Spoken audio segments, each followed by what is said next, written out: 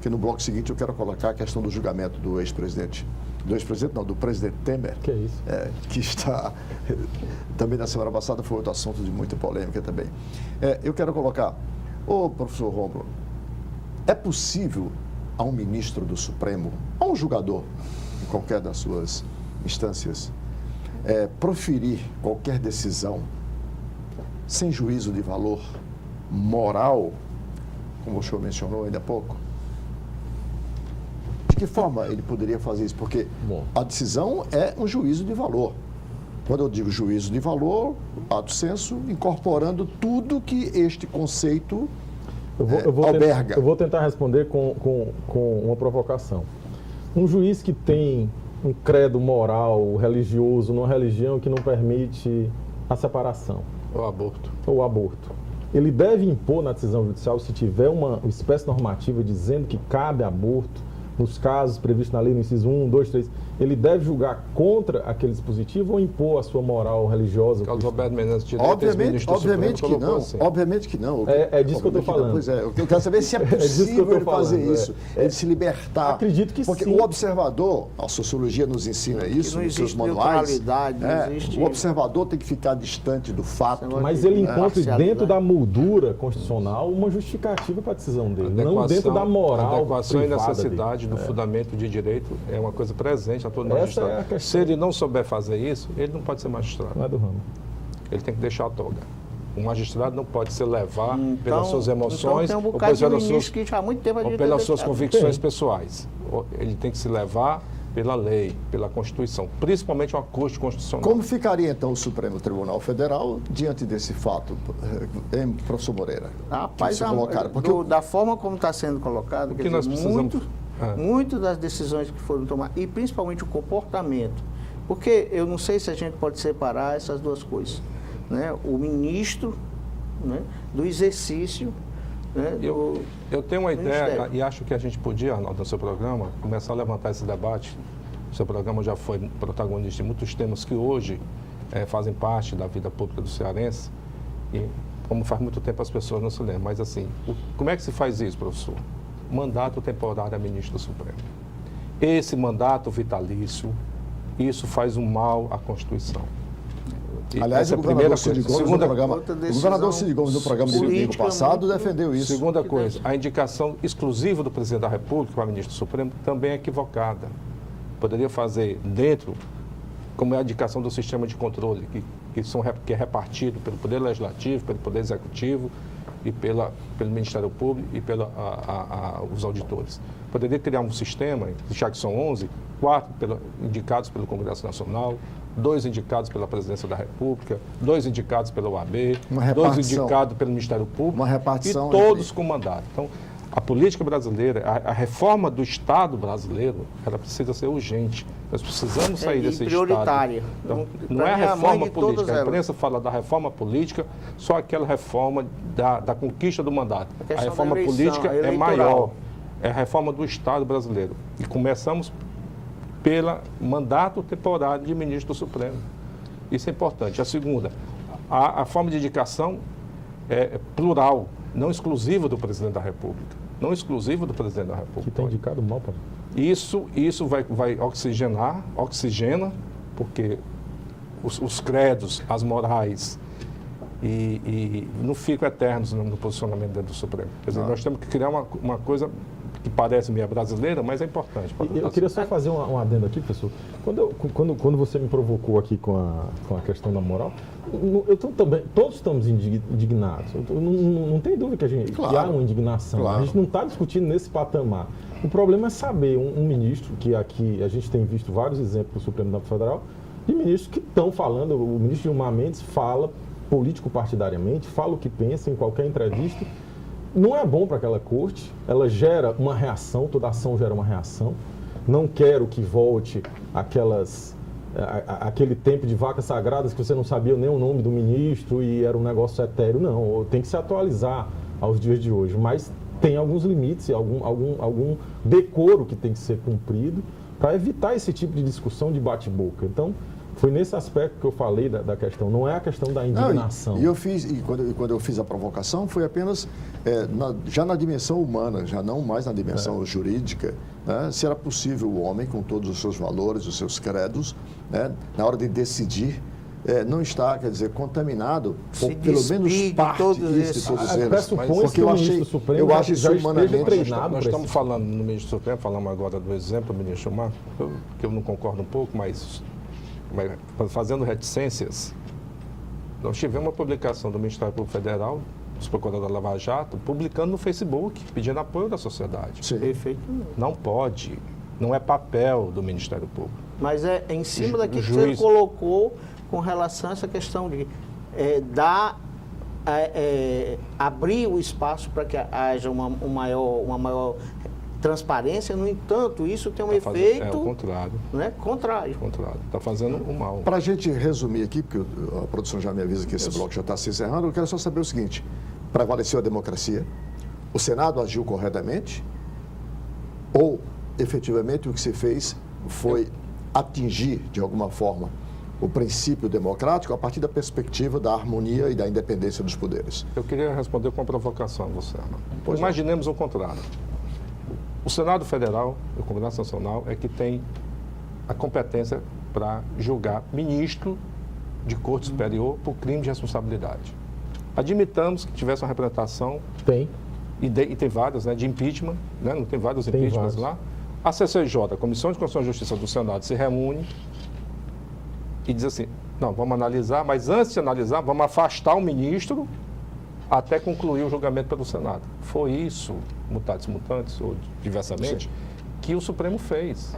Você imaginou se o Senado reunisse a Comissão de Constituição e Justiça, que é o órgão competente da Casa, para apreciar um pedido e provisoriamente afastasse um ministro até apurar?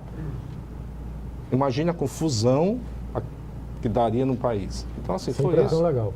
Sem previsão legal. Sem previsão legal. E há um aspecto que foi, você, doutor Hélio, que me lembrava ali nos bastidores, ainda importante, que é o princípio federativo. Os estados são representados por 3 senadores.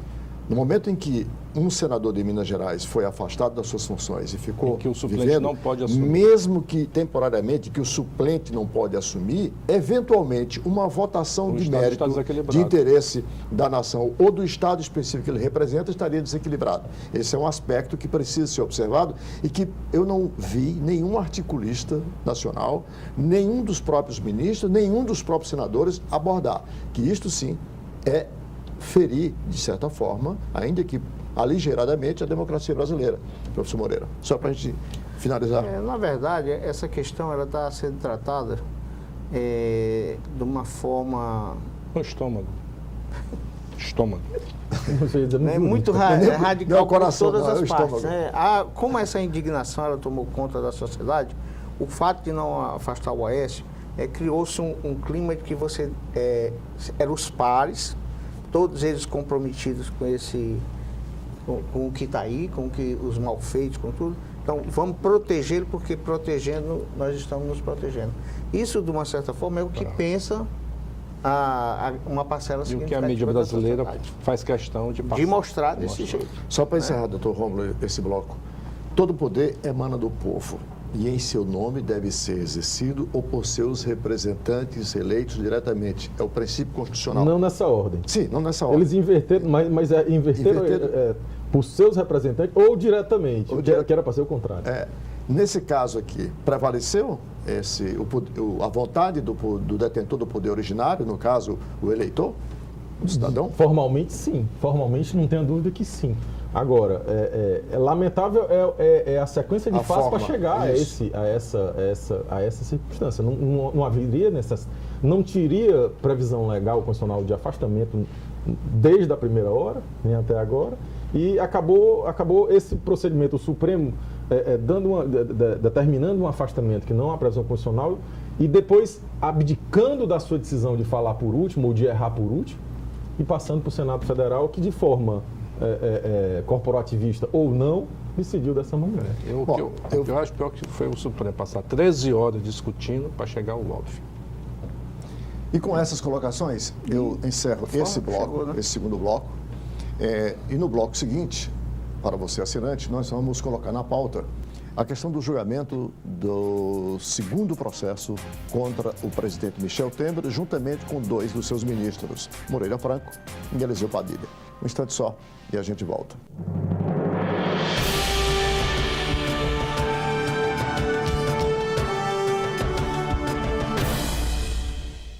A Câmara Municipal de Fortaleza não para de trabalhar pela população da nossa cidade. E para que você fique sempre por dentro do nosso dia a dia, temos vários canais de comunicação. Confira o que acontece na Câmara pelo site e pelas nossas redes sociais, como Facebook, Instagram, YouTube, TV Fortaleza e Rádio Fortaleza. Acesse, comente, assista, participe. A casa é sua também. Câmara e você, juntos construindo uma Fortaleza melhor.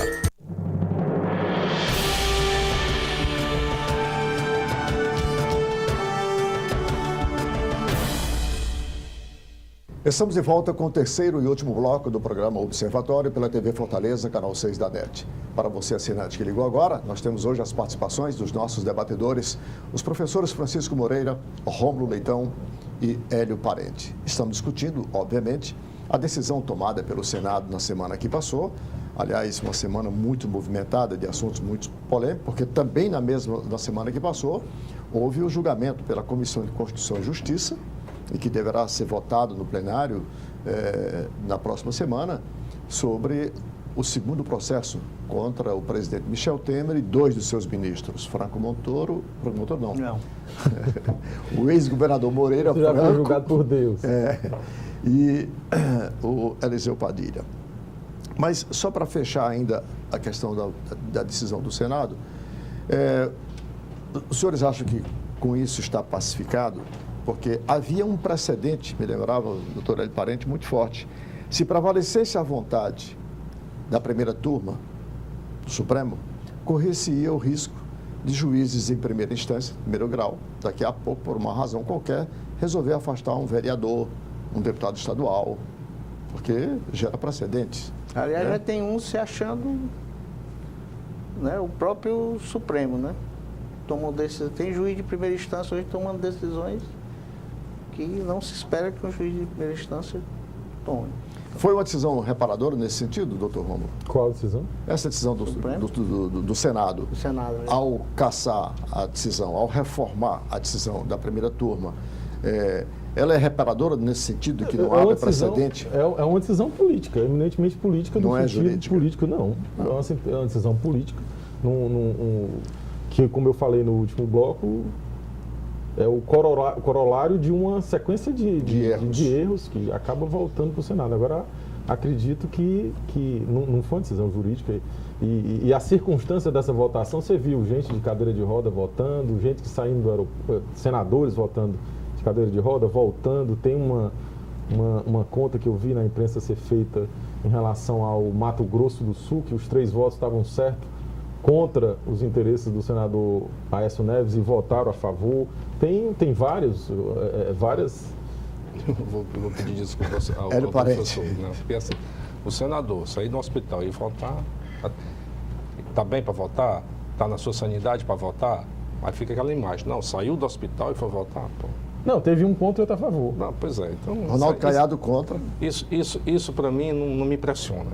O parlamento é assim, que bom que é assim. Essa é a essência do parlamento, é isso mesmo. Eu acho que a decisão reparadora foi a do Supremo. Também O Supremo fez chamou feita a ordem, né, do que estava sendo feito, digamos, midiaticamente por alguns ministros do Supremo. Eu acho que com toda essa imagem que passou, com essa imagem de desequilíbrio, de desunião ou de dissenso, né, de 11 ministros, cada um é um Supremo, houve pelo menos o respeito à Constituição. Ao final e ao cabo, houve o respeito à Constituição. E isso é que é importante. Mesmo demonstrando que havia uma Mesmo divisão muito demonstrando clara. claramente, mas pelo menos houve o respeito à Constituição, que não tem previsão constitucional de afastar parlamentar, e a população precisa entender isso, não tem com medidas cautelares. Mas criando agora um precedente que é a possibilidade de medidas cautelares contra parlamentares, né? Sim. Agora, com essa decisão, o Poder Judiciário pode aplicar medidas, porque até então a discussão da ADIM... O acordo é assim, desde que o acordo que foi redigido na hora lá, com as a vírgulas, gente não leu ainda, com mas... as vírgulas e os reticências que tinham lá, era que afete direta ou indiretamente o mandato. Então, ela pode haver medidas cautelares, desde que não afete nem diretamente, nem indiretamente o mandato. A questão é, a ação direta de inconstitucionalidade, que, repito, a gente não leu o acordo porque não foi disponibilizado ainda, até esse momento, quando a gente está aqui, permite às casas legislativas reverem a decisão em 24 horas quando medidas acautelatórias ou medidas cautelares interfiram no exercício do mandato parlamentar, que também não tem previsão legal, é uma construção jurisprudencial. Isso. Bom, vamos então colocar agora um outro assunto não menos polêmico do que esse que nós discutimos até agora. O presidente Michel Temer, o ministro Moreira Franco e o ministro Eliseu Padilha, na semana que passou, tiveram também, mais uma vez, na Comissão de Constituição e Justiça, sendo votado a admissibilidade ou não para processar aos três, especialmente o presidente. Muito disse-me-disse, muita divergência em torno de julgamento conjunto, o presidente deveria ser separado dos dois ministros, mas o fato é que essa discussão, depois de muitos, estremecimentos, até com o presidente da Câmara, o deputado Rodrigo Maia, ela esteve na ordem do dia na semana que passou. Nós não podemos falar sobre o julgamento, porque enquanto estávamos gravando o programa, o julgamento ainda estava acontecendo. Começou o julgamento na terça-feira, prolongou-se pela quarta-feira na comissão. A previsão era que na quarta à noite, meia-noite, é que fosse julgado, votado na comissão, para depois marcar a data de julgamento em plenário, porque tem que ir para o plenário. A tendência é que o parecer do relator, portanto, não admitindo o processo contra os três citados, fosse aprovado. Essa era a tendência que se tinha. O que eu quero colocar para os senhores, nesse instante, é uma outra perspectiva sobre essas questões. Até que ponto nós temos um presidente da República e vários dos seus ministros envolvidos nesses processos de Lava Jato e tudo, e protegidos pelo foro privilegiado, fragiliza o parlamento, fragiliza o próprio Poder Judiciário, fragiliza o Poder Executivo, portanto, os três poderes da República extremamente fragilizados, e abrindo espaço para esse tipo de atitude. É dessa perspectiva. Doutor Rômulo Leitão. Bom, eu acho que isso é jogo jogado. A gente precisa saber o placar. O que eles estão discutindo é se o placar na Comissão de Constituição e Justiça e no plenário será melhor ou pior do que foi na primeira denúncia do Procurador-Geral da República. Então, existe uma terminologia agora mercadológica, já está precificado, já todo mundo já sabe que provavelmente, é muito provável que seja aprovado o parecer do Bonifácio de Andrada. Né? Essa era a tendência, é verdade. Seja aprovado e em plenário seja obtida uma maioria. A discussão é se vai ser maior ou menor do que a primeira questão. Até porque tem uma relação direta com as mudanças que o governo quer implementar, que precisa de quórum qualificado. Então, quanto menor for os votos a favor do adiamento, a gente precisa lembrar sempre que todas essas questões em 2019 podem ser retomadas. Não tenho tanta esperança que ainda seja levada a cabo, mas o adiamento do julgamento tem uma relação direta com o governo. Se o governo tiver uma votação apertada para livrar, para adiar, para suspender, para impedir que o Supremo Tribunal Federal julgue o presidente, alguns articulistas estão falando do fim do governo, vai ficar num processo de sarneização até as eleições, porque logo em seguida já tem as eleições, já começa o processo eleitoral. Ainda que o processo agora comece mais para agosto, que as convenções podem ir até agosto, já começa a articulação, 2 de janeiro já começa a campanha. Professor Moreira, na perspectiva política, até que ponto essa fragilidade dos três poderes hoje da República é que abre espaço para que se inaugure comportamentos novos?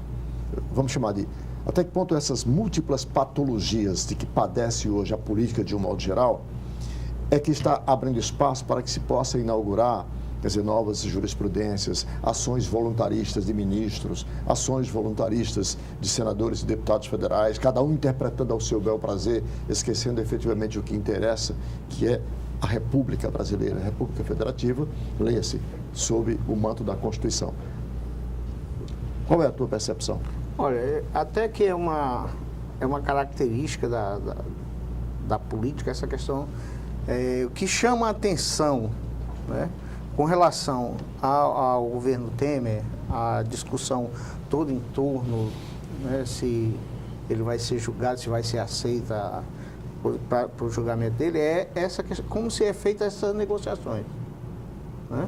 Isso sempre existiu, não da forma assim aberta e deslavada, com um objetivo claro, não para salvar a pele do presidente, ele vai abrir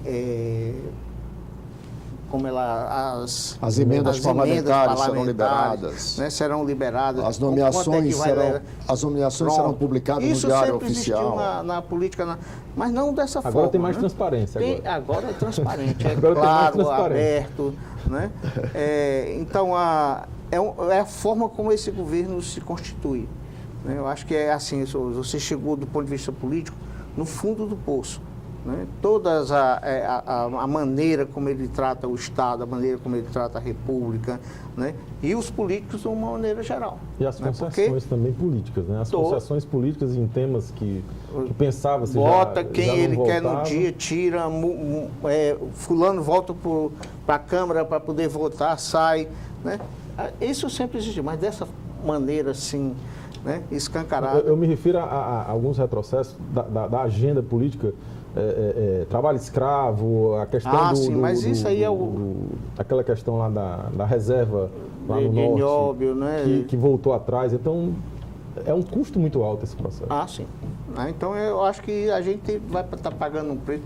E o que vem disso aí, o futuro, qual é a nossa perspectiva, né, do ponto de vista político, quais são aquilo que tem... E aí tem uma questão que a gente estava conversando antes de começar o posicionamento da Câmara, do presidente da Câmara, que nesses momentos há um afastamento do presidente e depois volta, porque o sucessor seria o Maia, né? Em eventual admissão pelo Supremo Tribunal Federal de denúncia, o presidente da Câmara assumiria. Assumindo um processo desse, quem assumisse, eventualmente, assumiria em abril, maio do ano que vem para sair em dezembro. Então, tem todas essas circunstâncias. Agora, eu pergunto, quem foi que criou essa instabilidade?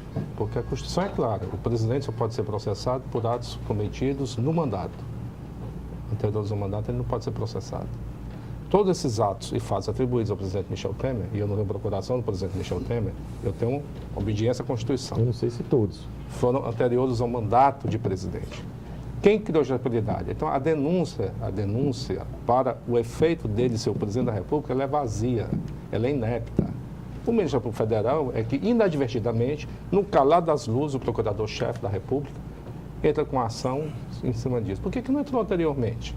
Então, quem criou essa instabilidade foi o Ministério Público Federal, ao protocolar na saída da noite, na madrugada de sua saída, não deixando para a próxima Procuradora-Geral, já escolhida, já nomeada, só faltando tomar posse, fazer a denúncia. Mas aí, se a gente e aí fica todos nós aqui, Ministério Público, fica todos nós aqui, ficamos todos nós aqui criticando a política. Olha, eu sou o presidente, eu tenho uma denúncia em cima de mim. Quem vai apreciar a denúncia é o corpo legislativo, são os parlamentares que fazem a minha base eleitoral. Eu vou cruzar os braços, não vou guerrear, não vou lutar com o que eu tenho, as armas democráticas que eu tenho. Porque quem nomeia e quem desnomeia. Aliás, há 25 anos um presidente fez isso, cruzou os braços, desdenhou. O presidente Dilma cruzou os braços, subestimou esse fato político Dilma. Que foi o presidente. Agora, eu estou retroagindo ao presidente Collor. E quando quis agir, não deu mais tempo. Não, mas aí Só concluir, professor. A presidente Dilma, agora você tem um presidente da República que foi 3 vezes presidente da Câmara dos Deputados, que tem 30 anos de mandato na Câmara dos Deputados. Então, portanto, conhece seus jogadores mais do que ninguém. Sabe Então, como, todos têm um preço. não é que todos têm um preço. Sabe com quem pode sentar para discutir direito e discutir convencimento. Sabe com quem tem que sentar para fazer favor. E sabe com quem pode não sentar porque nem aceita a convicção, nem aceita favor. Então, essa compreensão da política, ele tem. Ele tem. Criticá-lo porque está guerreando, criticá-lo porque está usando as armas democráticas que tem, eu acho... Pelo seu argumento, os fins justificam os meios? Não é os fins justificam os meios. Não eu estou dizendo que os fins tô justificam os provocando, meios. Eu estou dizendo é que o processo é assim. O processo é assim. Agora, quem criou essa instabilidade dessa segunda denúncia foi o ex-procurador-geral Rodrigo Janot, que na saída da noite, na véspera, poderia ter tido a serenidade e o equilíbrio de ter deixado para o próximo procurador examinar os fatos. Tenho certeza que se a denúncia fosse feita pela atual procuradora, o impacto era muito maior. A veracidade da denúncia talvez fosse muito maior. Mas não assim, do que fomos. Não estou aqui, eu defendo aqui a Constituição e a regra da Constituição. E tem um expert da Câmara dos Deputados, foi presidente 3 vezes da Câmara dos Deputados, conhece bem. Não, é só a questão do mérito da denúncia. A primeira, não tenha dúvida que foram fatos do mandato atual. E a segunda, existem fatos do mandato atual e fatos de outros carnavais, de outros crimes, de outras épocas que não compõem. Daria para excluir ou colocar só as do mandato. Misturou né? tudo. Mas houve uma mistura na denúncia, mas... Misturou tudo. Não acredito que seja o culpado, seja o Janot pela instabilidade. O culpado começa o Temer, o Michel Temer lá atrás, lá no processo de impeachment, de trair a companheira de chapa e começar um processo com o Eduardo Cunha, que foi o impeachment. E tem a questão do... E do AES também. No caso dele, para a gente encontrar a história da mala. Exato. Né? Quem criou este problema? E quem criou... Olha, quem criou este problema? Isso quer dizer que o tempo já se exauriu, viu? A gente não tem mais tempo para a gente por isso aprofundar. Que eu fui breve. Quem criou este problema para o país, esse problema político, foi o PT, que colocou na linha sucessória da presidência da República uma coligação com um partido que não deveria ter colocado. Bom, com essas colocações, a gente finaliza mais uma edição do programa Observatório. Hoje, agradecendo aqui aos nossos debatedores e colaboradores, professores Francisco Moreira, Rômulo Leitão e Hélio Parente. Agradecendo em especial a você, assinante, que esteve conosco. Lembrando que este programa vai ao ar originalmente todos os domingos às 23 horas, com reprise às segundas e sextas-feiras às 22 horas, portanto uma hora mais cedo. Mas você pode ir também no canal do YouTube, que você vai rever todos os programas que estão lá. Muito obrigado e até o próximo encontro.